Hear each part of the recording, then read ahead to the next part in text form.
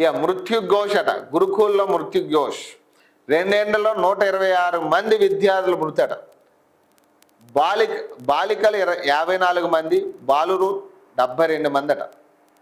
మరి ఈ వార్తలు ఏ పేపర్లో రాసినాయి ఇప్పుడు దాకా?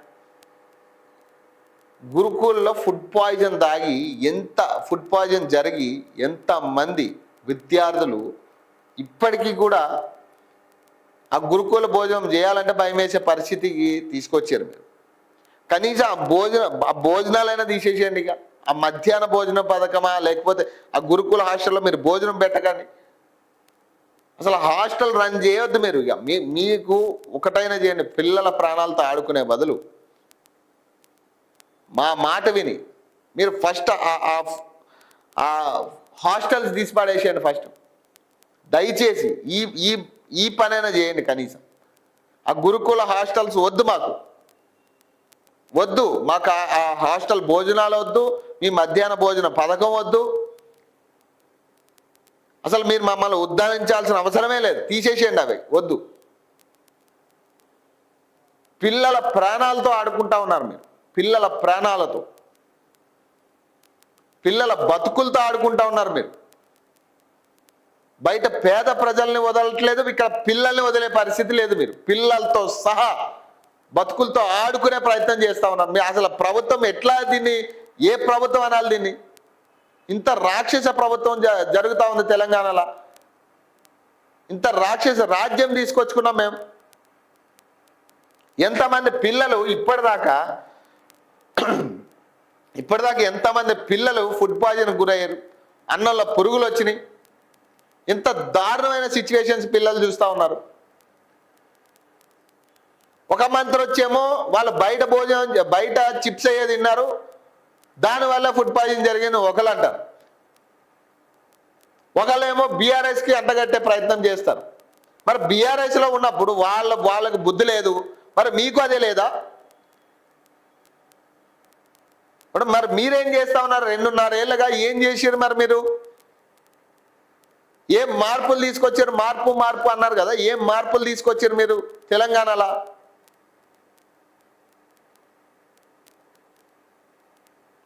బీఆర్ఎస్ కాంట్రాక్టర్లే ఉన్నారు, వాళ్ళు తీసుకొచ్చిన వాళ్ళే ఉన్నారు. మరి మీరేం చేసారు? మీరేం చేస్తున్నారు? మీరు అనాలిసిస్ చేసుకోవాలి కదా, చెక్ చేయాలి కదా. విద్యార్థుల బతుకులు కదా అక్కడ.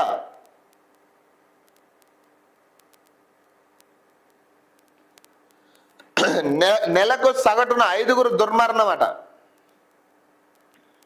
ఆశ్రమ బడుల నుంచి వసతి గృహాల వరకు విద్యార్థుల ఆవేదనట, రోదన, ఆత్మహత్యలు పట్టని ప్రభుత్వం అట. నిత్య ఫుడ్ పాయిజన్ ఘటనలట. పాత కాంట్రాక్టర్లే కొనసాగింపు. ప్రిన్సిపాల్స్ గుత్తేదారుల కుమ్మక్కట. నాణ్యతకు పాతర.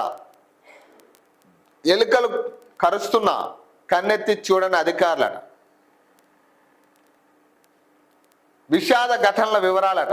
విద్యా సంస్థ గురుకులాలు 50, మృతుల సంఖ్య 50 అట. కస్తూర్బాయి విద్యాలయాలు 25 మంది చనిపోయారట ఇప్పటిదాకా. సంక్షేమ హాస్టల్ 24 మంది చనిపోయారట. ఆశ్రమ పాఠశాలలు 16 మంది. మోడల్ స్కూల్స్ 7గురు, ప్రభుత్వ స్కూల్స్ 4గురు. అత్యధిక కేసులు నమోదైన జిల్లాలు చూడండి. నల్గొండలో 22 మంది, ఆదిలాబాద్ 22, వరంగల్ 14, ఖమ్మం 12, మహబూబ్ నగర్ 11, కరీంనగర్ 11. మరి బండి సంజయ్ కరీంనగర్లో బండి సంజయ్ ఏం చేస్తున్నారు? ఇప్పుడు ఈ ఎలక్షన్లు అయిపోయి మంచిగా బండుకోవచ్చు. ఇక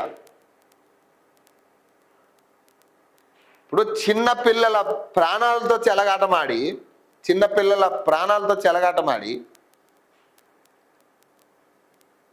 మరి ఏ మంత్రి మరి దీని మీద సమాధానం చెప్తారు? మరి ఇప్పుడు చెప్పండి, ఏ మంత్రి చెప్తారు సమాధానం వీటి మీద?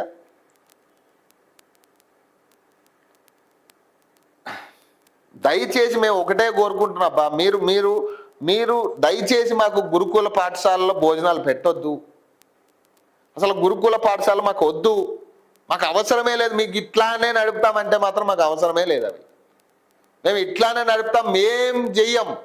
అదే పాత కాంట్రాక్టులను కంటిన్యూ చేస్తాం. పిల్లలకి అదే విషపు ఆహారం పెడతాం. పిల్లలకు కనీస వసతులు ఇవ్వం. బాత్రూమ్ సౌకర్యాలు ఉండవు, ఇవ్వవు. కనీసం మెయింటెనెన్స్ కూడా నోచుకోమంటే మాకొద్దు అవి. ఆ దరిద్రాలు మాకొద్దు. ఎంతో భవిష్యత్తున్న పిల్లలు నాశనం అయిపోతా ఉన్నారు. వాళ్ళు పాపం చదువుకోవాల్సిన పిల్లలు నాశనం అవుతా ఉన్నారు. కేవలం ప్రభుత్వం చేసే హత్యలేవి కావాలని చేస్తున్నారనే నేను అంటాను.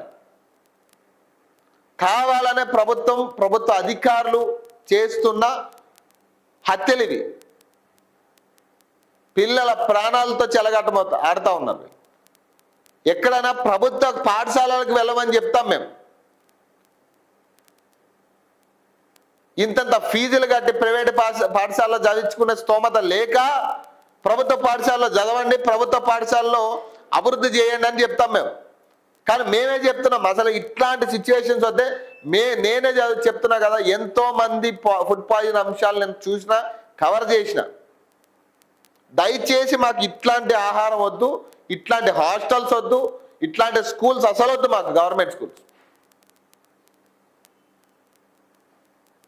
మేము బతుకుంటే చాలు, ఏదైనా చేసి బతుకుతాం, ఏదైనా చేసుకునైనా బతుకుతాం. కానీ లేదా కష్టం రికార్డ్స్ అయినా కనీసం అదే ప్రైవేట్ స్కూల్లో చదివించుకుంటాం. కానీ మాకు ఈ ప్రభుత్వ పాఠశాల వద్దు అనే కాడికి తీసుకొస్తా ఉన్నారు ఈ మంత్రులు, ఎమ్మెల్యేలు, సోకాల్డ్ నాయకులు, ముఖ్యమంత్రి. వీళ్ళందరూ చేసే కుట్ర ఇది. ప్రైవేట్ పాఠశాలను బతికించే ప్రయత్నంగా కమిషన్లు తీసుకోవడానికి ఈ పంచాయతీలన్నీ చేస్తారు. ఈ పనికిమాల పంచాయతీ. మళ్ళీ 99 రోజులు మీరేదో చేస్తారట, యాక్షన్ ప్లాన్ చేస్తారట. ఏం చేస్తారు 99 రోజుల్లో? మీరు పోయిన ప్రాణాలు తీసుకొస్తారా? జరిగిన డ్యామేజ్ని ఏమైనా కవర్ చేస్తారా? ఏం చేయగలరు మీరు? మళ్ళీ అదే సోది చెప్తారు, మేము అది పీకినాం, ఇది పీకినాం, గత ప్రభుత్వం ఇది చేయలేకపోయింది, మేము చేశాం, ఇదే చెప్పుకుంటారు తప్పితే, ఇది చెప్పుకుని బతకడమే తప్పితే చేసే ఒక్క పని ఉండదు మీరు.